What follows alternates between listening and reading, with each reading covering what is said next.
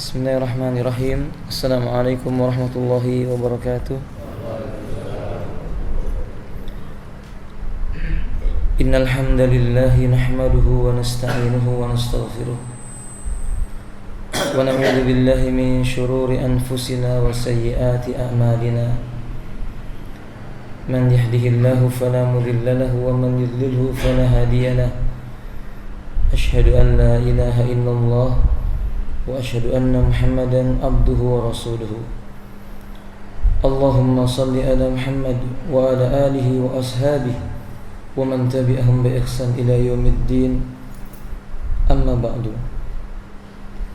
Qala al-Imam Abu Zakaria Yahya ibn Sharaf an-Nawawi rahimahullah ta'ala an Anas radhiyallahu ta'ala anhu anna Rasulullah sallallahu alaihi wasallam kana yatanaffasu fi syarabi thalathan. Dari sahabat Anas bin Malik radhiyallahu taala anhu bahwasannya Rasulullah sallallahu alaihi wasallam beliau bernafas sebanyak 3 kali ketika beliau itu minum dari sebuah bejana.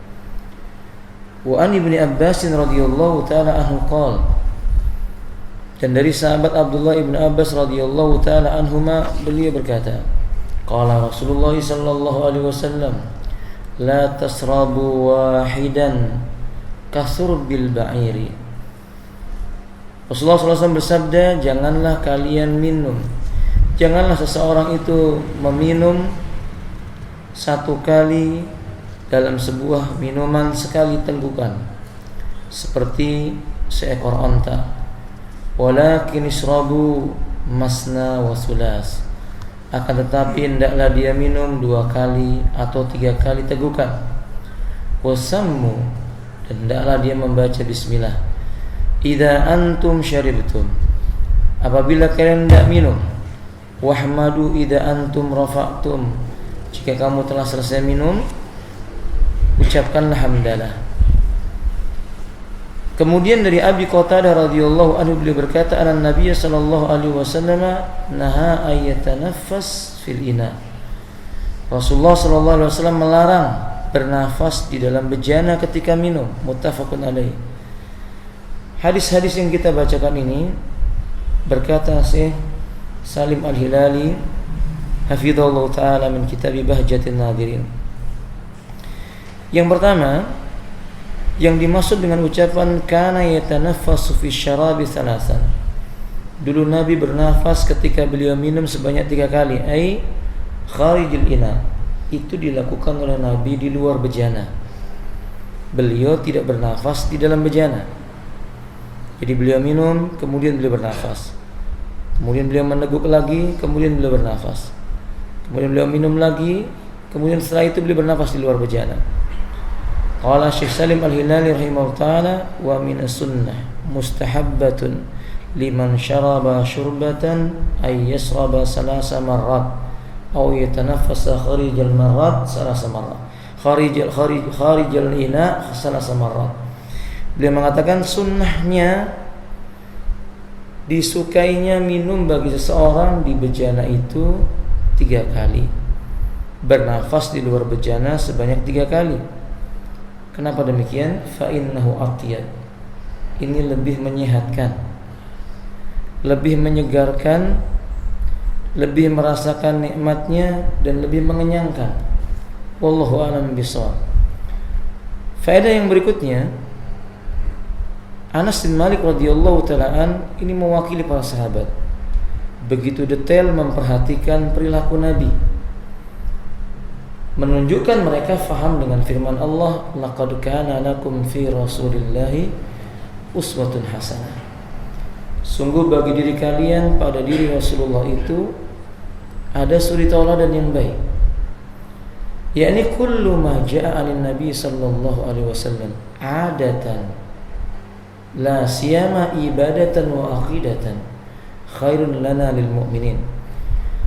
Yang datang dari Nabi sallallahu alaihi wasallam baik itu bersikap adat kebiasaan dunia, apalagi perkara ibadah dan akidah, teladan yang paling baik datang dari beliau buat kita. Nah, iya. Para ulama berkata al-aslu fil adati ibaha. Hukum asalnya kebiasaan dunia itu mubah. Waqala Nabi sallallahu alaihi wasallam, dan Nabi mengatakan antum a'lamu bi umurid dunyakum. Kalian lebih mengetahui dibandingkan aku dengan urusan kebiasaan dunia kalian. Tapi bagaimanapun secara umum kebiasaan yang datang dari Nabi jauh lebih baik. Misalnya seperti minum tadi. Memang tidak diharamkan seseorang itu minum ketika dia meneguk 2 kali tegukan, atau mungkin dia meneguk 8 kali tegukan, atau 10 kali tegukan. Tapi zahir hadis menyebutkan kana yatanaffasu fi syarabi salasan. Beliau bernafas ketika minum di luar bejana sebanyak 3 kali. Tentang bagaimana hikmahnya, terkadang hikmah itu tidak disebutkan oleh Allah dan Rasulnya. Tapi yang jelas semua yang datang dari Nabi kebaikan. Dan tidak mungkin Nabi melakukan sesuatu yang di dalamnya mengandung kemudaratan, karena beliaulah yang mengatakan dengan kalimat la darar wa la dirar. Tidak boleh memudaratkan diri sendiri, tidak boleh pula membuat kemudaratan atas orang lain. Yang ketiga, ikhwati rahimani wa rahimakumullah, Anas bin Malik radhiyallahu ta'ala adalah khadimnya Nabi sejak berusia 7 tahun. Diserahkan oleh ibundanya kepada Nabi untuk membantu Nabi. Tidak ada balasan dunia sedikit pun. Dari sini berkata Imam Ahmad, fa innahu yabtaghi ma indallahi wa rasulih wallahu yubarik fi sya'ni. Karena dia mencari sesuatu yang ada di sisi Allah dan Rasulnya, dengan sebab itu Allah karuniakan banyak keberkahan. Salah satu keberkahan hidupnya Anas bin Malik adalah ketelitian memperhatikan sesuatu yang tidak diperhatikan oleh sebagian orang. Contohnya ini, bernafasnya Nabi sebanyak 3 kali itu di luar bejana, beliau mengetahui. Maka ihwafillah rahimani wa rahimakumullah, wajar kalau kemudian berkata salah seorang ulama yaitu Imam Tirmidzi, yauman bal tarfata ainan rajulun indan nabi sallallahu alaihi wasallam yu'minu bi wa yu'minu bima jaa'a minhu hatta yamuta ala dhalik minad dunya wa ma fiha wa minad dunya wa ma fiha. Beliau mengatakan satu hari saja seseorang duduk di samping Nabi, atau bahkan cuma sekejap mata, tapi dia beriman kepada Nabi, dan dia beriman dengan yang dibawa oleh Nabi, matinya dalam keadaan tetap seperti itu. Beriman dengan Nabi, beriman yang dibawa dengan Nabi, itu jauh lebih baik dibandingkan dia mendapatkan dunia dan seisinya. Ini menunjukkan keutamaannya para sahabat.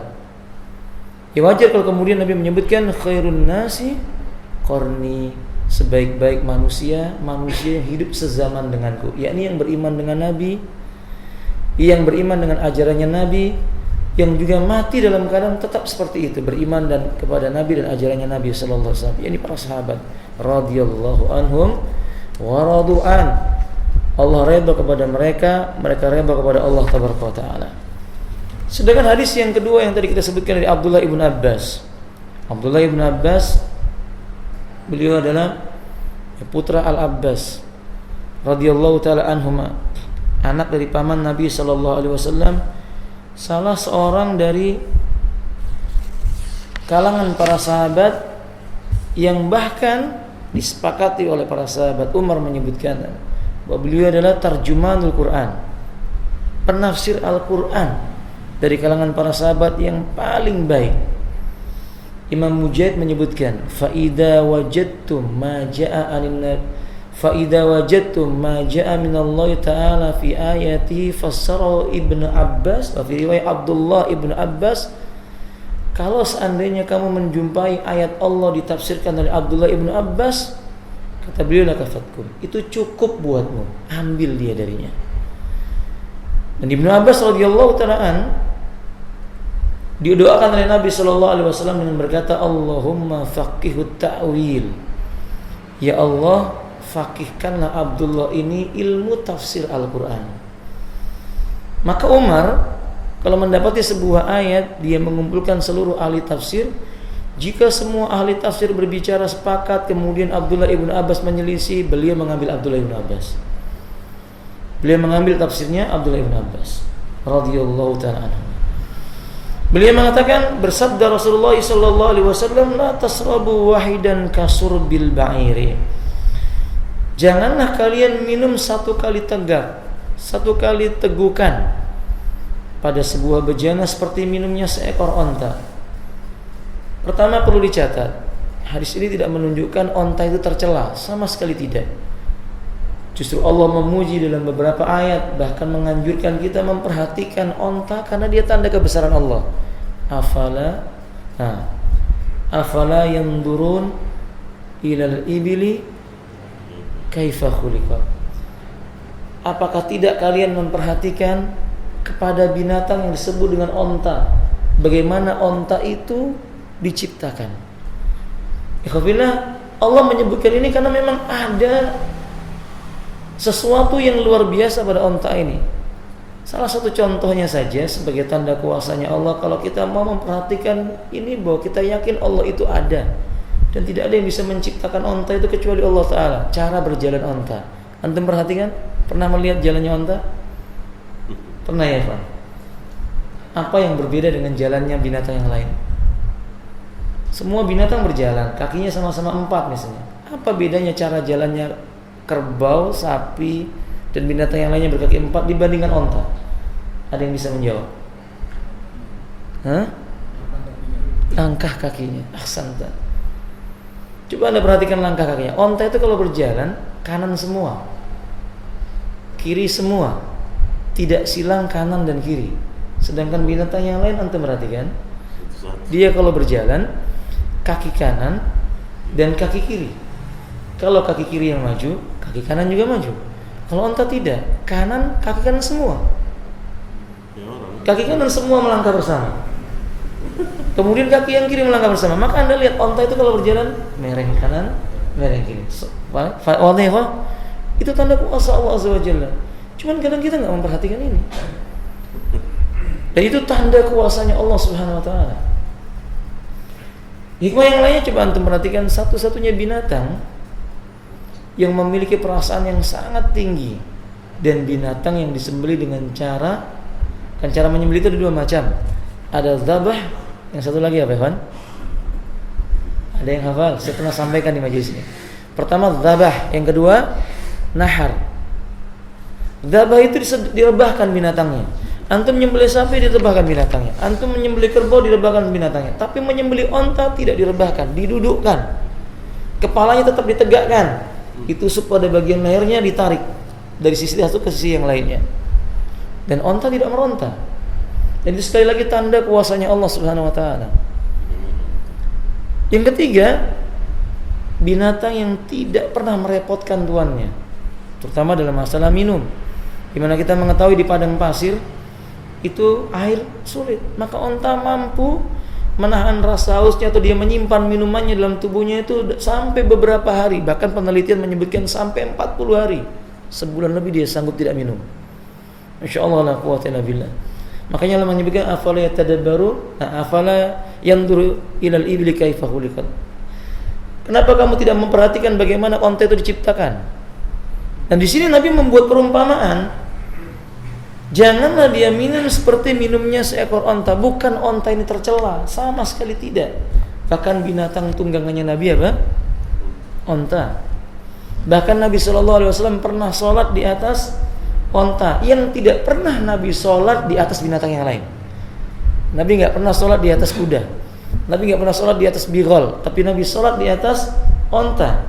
Menakjubkan kita juga, Nabi melarang kita sholat di kandang onta. Nabi sholat di atas onta, tapi Nabi melarang kita sholat di tempat onta diderumkan.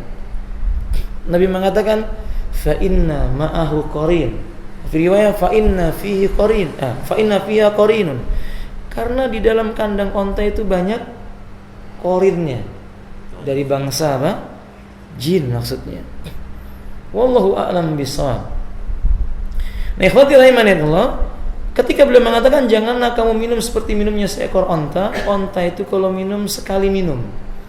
Antum kasih satu bejana yang penuh, diminum sekali, nggak diangkat-angkat kepalanya itu sampai habis baru dia mengangkat.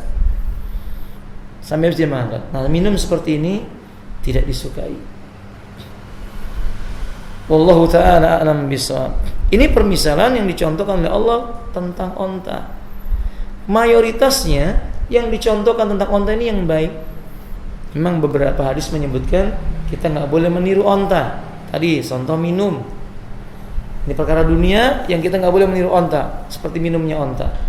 Kalau perkara ibadah, apa yang kita nggak boleh meniru onta? Sujud. Kan Nabi melarang kita ketika sujud turunnya, menderumnya seperti menderumnya seekor onta. Onta itu kalau turun kakinya dulu, lututnya dulu atau tangannya dulu? Bukan khilaf, benar ini ikhwan. Bukan khilaf. Pertanyaannya adalah onta itu kalau turun itu tangannya dulu atau lututnya dulu? Berarti antum harus memperhatikan dulu onta punya tangan atau punya kaki kan? Kaki semua atau ada tangannya? Pernah lihat onta, Pak.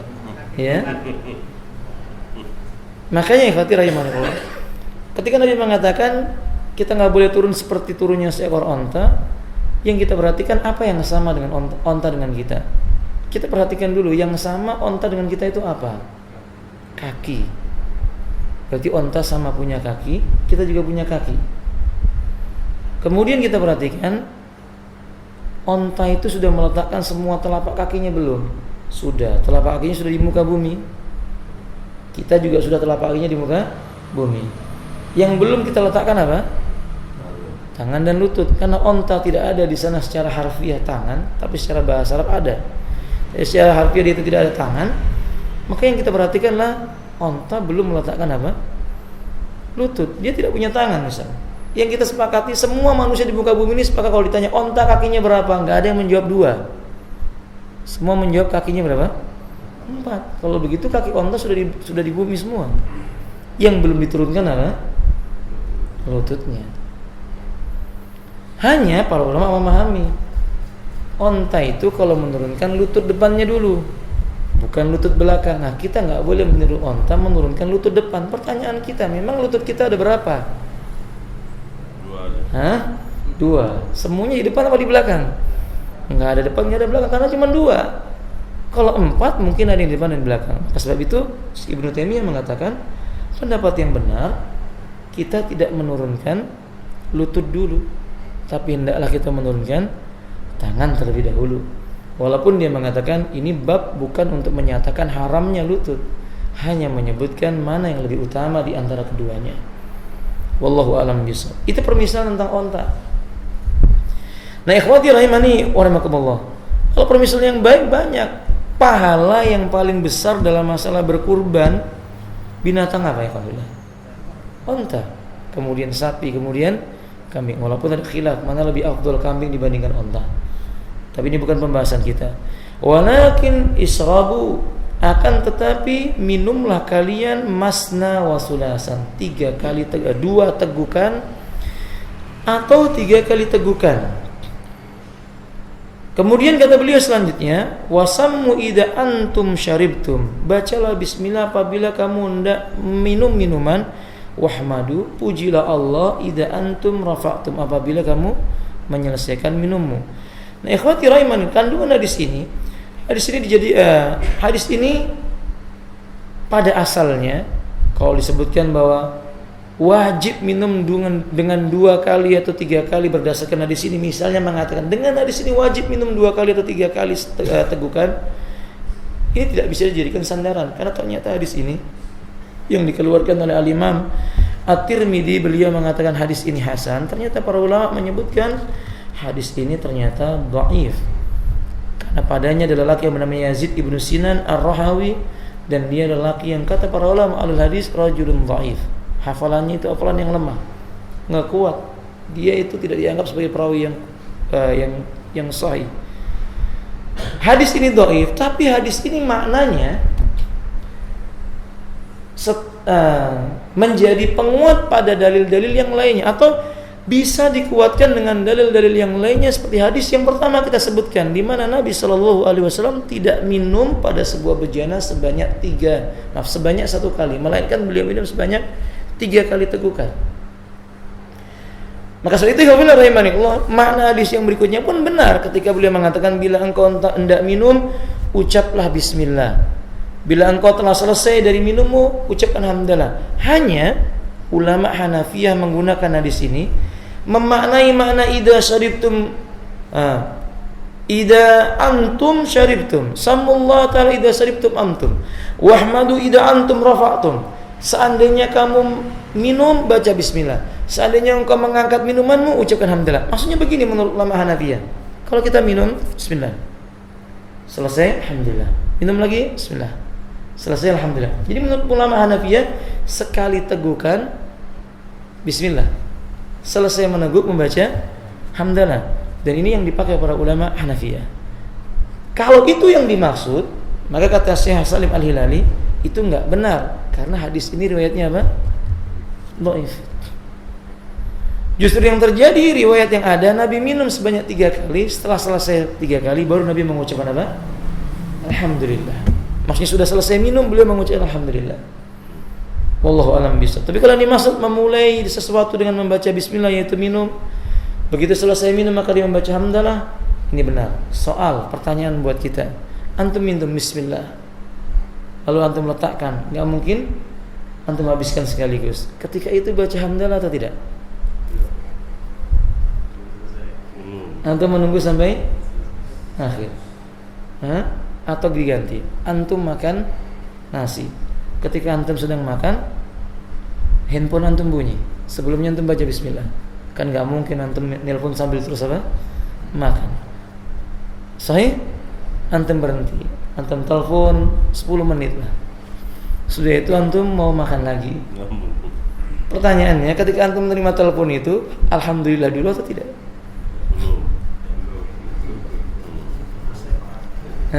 Disambung lagi. Belum selesai? Belum selesai. Oh, disambung lagi. Kalau begitu ketika anda mau makan lagi, baca bismillah enggak? Sudah tadi.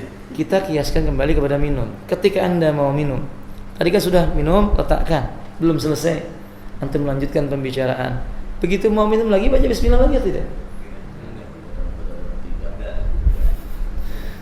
Kalau lama-lama bisa juga baca lagi bismillah. Kalau lama-lama baca bismillah. Kalau tadi makan tadi lama enggak Pak 10 menit? Baik. Jawaban paling selama lah wallahu a'lam bishawab. Tapi ikhwabillah rahimanillah, ini dibahas oleh para ulama. Subhanallah, para ulama itu sekecil itu dibahas oleh mereka. Dan itu menunjukkan luasnya ilmunya Islam.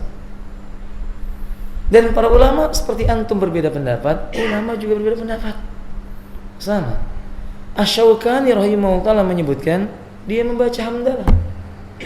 Karena akhir sesuatu tidak mesti habisnya sesuatu. Dan memulainya sesuatu tidak mesti habisnya sesuatu lalu berganti dengan sesuatu yang lain. Jadi menurut Al-Imam Asy-Syaukani dalam kitab Sailul Jaral beliau menjelaskan bahwa dia membaca hamdalah karena memang dia menghendaki minumnya nanti. Dia menghendaki makannya setelah dalam waktu yang cukup lama. Maka dia baca bismillah lagi dan dia membaca hamdalah. Jadi kalau antum misalnya memperkirakan ini kayaknya nelpon ini bicaranya 15 menit, ya udah antum baca alhamdulillah. Kemudian antum telepon, nanti kalau makan membaca bismillah lagi. Tapi Imam Syafi'i tidak demikian. Jauh sebelum Imam Syaukani, Imam Syafi'i berpendapat tidak. Akhir sesuatu itu tuntasnya semua yang dia inginkan. Kan antum makan baca niat. Antum makan baca niat tidak? Saya mau nanya sama antum ya, jangan-jangan antum selama ini makan enggak pernah niat nih, alhamdulillah. Padahal Nabi mengatakan innamal a'malu binniyat. Sesungguhnya amal perbuatan itu bergantung dengan niat. Atau bahasanya yang disebut baca lah. Antum makan berniat, ya toh? Di mana niatnya? Di dalam hati. Niatnya apa, Ikhwan? Nah, niatnya makan itu apa? Loh, berarti selama ini nggak paham juga kan? Sebagian orang mungkin kita makan niatnya itu apa? Mengenyangkan perut. Makan karena kita lapar, kita ingin mengenyangkan perut, ingin menyehatkan badan. Tapi sebagian orang justru mereka niat makannya untuk bisa menegakkan tubuhnya beribadah. Ini niat yang paling baik. Ini niat yang paling baik. Maka kata Imam Asy-Syafi'i rahimahullah taala, maka manusia itu makan dia punya niat. Berakhir niatnya itu dengan berakhirnya makanannya. Makanya di akhir makan itu baru mengucapkan apa? Alhamdulillah, dan tidak baru mengucapkan bismillah lagi. Wallahu a'lam bishawab. Dalam masalah ini mana yang rajih saya tidak tahu. Di antara dua pendapat ini yang paling rajih, tapi sebagian ulama seperti Al-Albani mengamalkan dua-duanya. Kadang begini dan kadang begitu. Wallahu a'lam bishawab. Taib kadzalik. Kemudian berikutnya, ikhwafillah rahimanillah. Faedah hadis 3 hadis yang kita sebutkan itu, Abu Qatadah mengatakan pada hadis yang ketiga. Siapa Abu Qatadah? Sahabat Nabi yang dikenal hadisnya tentang beliau membayarkan hutang seorang jenazah kalangan sahabat yang mati, Nabi tidak mau menyolatkan. Ketika kata Anas bin Malik didatangkan seorang jenazah ke hadapan Nabi untuk disolatkan, Nabi berkata, orang ini mungkin punya hutang.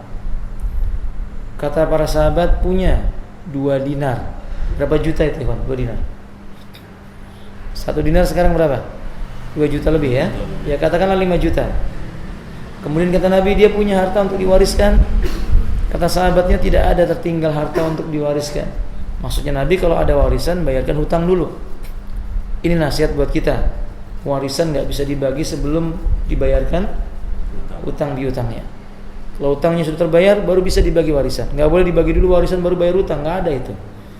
Karena warisan itu haknya orang lain. Sebelum diberikan kepada siapa? Hutang itu haknya orang lain yang dituntaskan sebelum dibagikan warisan kepada ahli warisnya. Nabi mengatakan, kalau begitu sholatkan jenazah ini oleh kalian.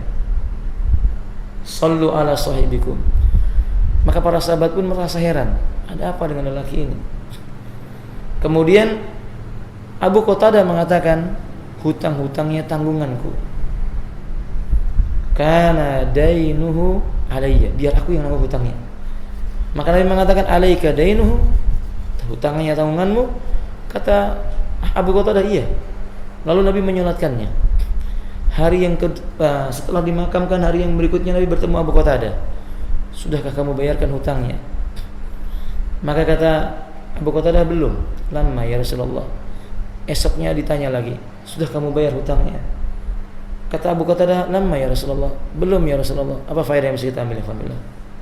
Mengingatkan orang membayar hutang itu penting. Mengingatkan orang yang membayar hutang itu penting. Kalau tetangga kita, teman kita, kerabat kita berhutang kepada kita, mesti kita ingatkan hutang-hutangnya kepada kita, karena ini bisa membuat orang itu rugi. Bukan rugi di dunia ya, Pak. Rugi di akhirat. Dan kita nggak boleh merasa sakit hati kalau diingatkan apa? Hutang-hutang kita. Karena sebagian kita kadang-kadang diingatkan, ingat hutangmu sudah berlalu, masa tenggangnya sebulan yang lalu. Dia bilang, saya tahu kok, nggak usah kamu ingatkan. Kadang marah. Kadang dia marah begitu. Padahal Abu Qatadah nggak begitu. Abu Qatadah berjanji membayar hutang, diingatkan Nabi, dia hanya menjawab lama, belum bisa. Jawab dengan jawaban yang jujur dan benar, sih belum bisa membayarnya. Nggak apa-apa. Nah, yang penting jangan sampai orang yang berhutang itu lupa. Karena penyakitnya orang berhutang itu ini, ikhwan. Itu penyakit kronisnya orang berhutang itu lupa begitu. Atau enggak, kalau enggak lupa apa? Pura-pura lupa. Mana kata Ali? Nauzubillah min dzalik. Dan kemudian adalah rahimahullah, setelah hari yang ketiganya atau yang berikutnya, Abu Qatadah mengatakan, telah kutunaikan qadaitu dainahu, sudah kubayarkan hutangnya. Qala Nabi, fal'an baradu jilduh. Wa fi riwayat baradat jilduh. Sekarang kulitnya orang itu sudah menjadi dingin. Berarti sebelumnya apa? Panas. Nah, naudzubillah min dzalik. Hutang itu membuat kulit seseorang ketika dalam kuburnya belum dibayarkan hutangnya panas, alhamdulillah. Dan para tabib pada masa sekarang modern meneliti, ternyata benar. Hutang piutang itu mempengaruhi kejiwaan. Paham tuh, Pak? Mempengaruhi kejiwaan, mempengaruhi kecerdasan. Itu juga mempengaruhi kesehatan. Maka orang itu kalau banyak hutangnya, itu Masya Allah, penyakitan biasanya katanya. Gampang sakit, mudah sakit, kulitnya panas, dan semisalnya. Na'udzubillah min dzalik. Nah, ini perlu diperhatikan, ikhwah rahimanillah. Abu Qatadah ini Tidak banyak riwayatnya, tapi riwayat-riwayatnya riwayat yang sangat penting. Salah satunya yang tadi itu. Kemudian kita kembali kepada hadis. Beliau mengatakan Nabi SAW bernafas di dalam bejana. Maksudnya Nabi melarang bernafas dalam bejana. Ini menjadi tafsir hadisnya Anas. Ketika Anas menyebutkan Nabi bernafas ketika minum 3 kali. Nah, hadis ini menjelaskan Nabi melarang bernafas dalam bejana. Wallahu a'lam bishawab. Dari sini para ulama ahlul fikih memberikan kaidah.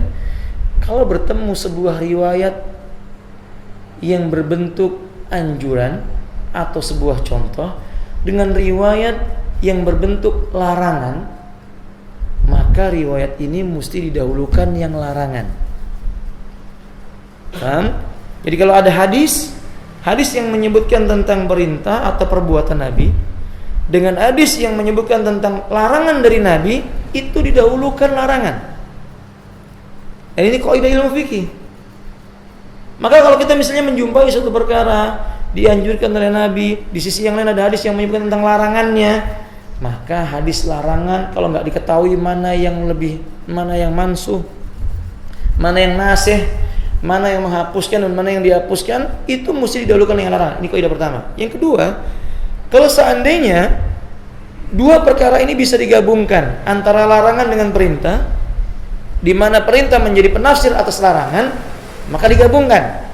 Kalau nggak bisa digabungkan, alhamdulillah rahimanillah, tadi itu gunakan yang menjadi yang dikuatkan yang dilarang. Tapi kalau bisa dibuktikan mana yang nasih dan mana yang mansuh, gunakanlah yang mansuh. Kalau ternyata sama-sama kuat, nggak diketahui mana yang nasih dan mana yang mansuh, maka kedua-duanya diamalkan. Kadang begini, kadang seperti itu. Wallahu a'lam bishawab. Dan alhamdulillah rahimanillah, ini perlu diperhatikan menafsirkan hadis. Karena banyak di antara kaum muslimin membaca hadis tafsirnya menurut pikirannya sendiri. Dia nggak bawa dengan hadis-hadis yang lainnya. Misalnya hadis Nabi sallallahu alaihi wasallam. Seorang yang sholat itu putus karena 3 perkara. Apa saja, Pak? Lelaki yang sholatnya itu putus karena 3 perkara. 1, lewatnya seorang wanita yang dewasa. 2, keledai. 3, anjing yang berwarna hitam. Kira-kira kalau antum memahami hadis ini maknanya apa? Di sini Nabi menyebutkan dengan kalimat waw atof. Waw, huruf waw atof. Waw yang untuk menyetarakan satu dengan yang lainnya. Orang-orang jil, jaringan Islam liberal, di antara bentuk kejelekan pemikiran mereka memahami hadis ini dengan akal mereka, lalu pada puncaknya dia tolak dan mengatakan kalau begitu hadis nggak perlu dipakai lagi. Begini kata mereka, coba lihat, bisakah diterima akal? Hadis ini mengatakan lelaki yang sholat terputus sholatnya karena lewat seorang wanita dan juga keledai dan juga anjing hitam. Dalam riwayat yang lainnya atau, kalau dalam riwayat yang satunya itu dan, ini menggunakan atau. Lalu kata mereka, kalau begitu kedudukan wanita disamakan dengan keledai dan anjing. Sehingga kata mereka, ini nggak pantas dijadikan hadis. Ditolak. Lalu mereka mengatakan, lihat, perkataan Nabi itu nggak patut dipakai. Yang penting Quran saja. Na'udzubillah min dzalik. Padahal memaknakan hadisnya tidak demikian. Tidak berarti sesuatu yang disebutkan dengan lau atau itu maknanya sama. Contohnya misalnya firman Allah Subhanahu wa taala yang berbunyi begini, ikhwati rahimani warahmatullah. Innamal khamru wal maisiru rijsun. Sesungguhnya khamr dan judi najis. Pertanyaannya, kalau kita mengambil pendapat ulama yang mengatakan khamr itu najis zatnya, kira-kira uang judi zatnya najis atau tidak? Coba ya kan, kita mulai berpikir, cara berpikir menggunakan cara berpikirnya orang-orang ahlul fikih. Coba perhatikan. Kan ayatnya menyebutkan sesungguhnya khamr dan juga judi itu najis min amali syaitan, bagian dari amal perbuatannya syaitan. Menggunakan lafaz dan.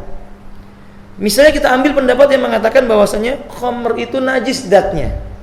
Kalau tersentuh harus dicuci. Pertanyaannya adalah, apakah uang hasil judi najis?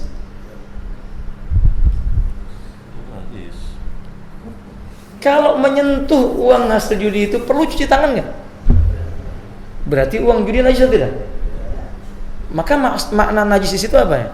Maknanya maknawi atau maknanya adalah dzati? Maknanya maknawi. Berarti kalau benar uang judinya tidak najis dipegang, tapi makna najis di sana yakni zatnya, berarti dia haram dikonsumsi. Sehingga tidak setiap menggunakan waw ataf maknanya sama. Ini hanya untuk menunjukkan tentang batalnya salat seseorang bukan karena sebab kedudukannya yang sama dengan binatang tadi, di mana kadang syariat tidak bisa diterima diterima oleh apa? Akal. Nah, di sini atau di sini ya akal itu ya. Nah, pokoknya diterima oleh akal kafilah, tidak bisa diterima oleh akal. Begitulah Islam. Nah, hadis Abu Qatadah menjadi penafsir. Kita kalau membaca hadis, tafsirkan dengan hadis yang lainnya. Kecuali ketika kita menemukan sebuah hadis yang kita tahu hanya itu hadisnya, lalu kita mengamalkan dohirnya, ulama sepakat orang yang beramal dengan dohir hadis selama tidak menjumpai hadis lain untuk mengamalkan hadis itu benar. Tapi begitu dia menjumpai hadisnya itu ada hadis yang lain menafsirkannya, dia wajib kembali kepada hadis yang menafsirkannya itu. Terakhir, kalau begitu ini tugas siapa? Ulama. Jadi jangan sekali-kali kita mengecilkan ulama. Jangan jadikan diri kita seperti ulama. Wong kita ini belum punya hadis yang banyak. Kadang kita Masya Allah dapat satu hadis, kita sudah berani menafsirkan menurut kita, nggak ada pendahulunya. Kita khawatir jangan-jangan kalau tadi seseorang membaca hadisnya Anas misalnya, Nabi SAW beliau minum sebanyak 3 kali, difahami berarti minum sambil, kalau menurut kita. Tapi kalau kita membaca tulisan para ulama, kita akan tahu mereka yang sudah membaca sekian banyak hadis, mereka akan tahu begini caranya, begini tafsirnya. Beginilah Islam dengan makna firman Allah Ta'ala, fas'alu ahla dzikri in kuntum la ta'lamun. Bertanyalah kepada ahlu dzikir bila kamu tidak mengetahui. Demikian penjelasan singkat dari etika ketika minum. Ini baru satu etika. Minum dari sebuah bejana sebanyak 3 kali, bernafas di luarnya, dan membaca bismillah sebelum dan mengucapkan hamdalah sesudah. Selesai sampai di sini. Semoga yang sedikit ini bermanfaat. Wallahu a'lam bishawab. Ladaikumus soal? Ada yang mau bertanya? Iya, silakan. Begini Pak Ustaz, banyak yang kita lihat itu kalau makan dan minum, dia makan pakai tangan kanan, tapi kalau dia minum dia pakai tangan kiri. Iya. Ya, gimana Pak Ustaz itu? Karena ada orang sudah berumur tapi dia begitu terus.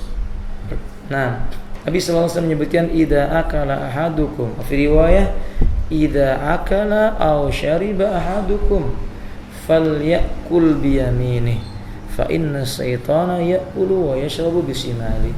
Atau kama qala alaihi salatu wassalam, rawahu Tirmidzi. Bila seorang di antara kalian makan dan minum, makanlah dengan tangan kanan, minumlah dengan tangan kanan, karena sesungguhnya setan kalau makan dan minum menggunakan tangan kiri. Apa faedah di sini? Kita diperintahkan menyelisih syaitan, menyerupai syaitan, menunjukkan kelemahan kita dalam melawan syaitan. Maka nggak boleh kalau kita makan dengan tangan kanan, minumnya dengan biasanya alasannya kan tangannya kotor, nanti menyentuh gelasnya jadi kotor. Kenapa repot? Kenapa bingung? Kalau kotor kan tinggal dicuci.